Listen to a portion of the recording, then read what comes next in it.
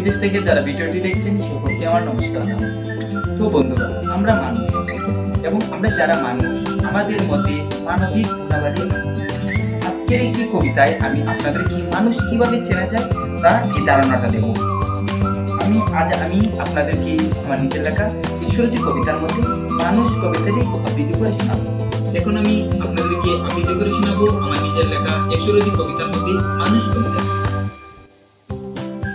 বিবেক বুদ্ধি আছে যার, প্রকৃত মানুষের বৈশিষ্ট্যই তার। লোভী, অবিচারী, বেঈমান এরা হয়, পশুর চাইতে অদম, আর তাই তো আমি বলি সমাজে আর এরাই নরাধম। প্রকৃত মানুষের মনের ভেতর থাকে প্রেম, ভালোবাসা, মায়া, আর ও মানুষের অপর থাকে শয়তান রাজার ছায়া। সৃষ্টির সেরা জীব মানুষ এই ত্রিভুবন, কিন্তু স্বার্থের জন্য কত মানুষই না করে অসৎ পথে গমন। মানুষ তখন হয়ে যায় অমানুষ এই সুন্দর ভুবন। ধন্যবাদ সকলকে পাশে দেখার জন্য।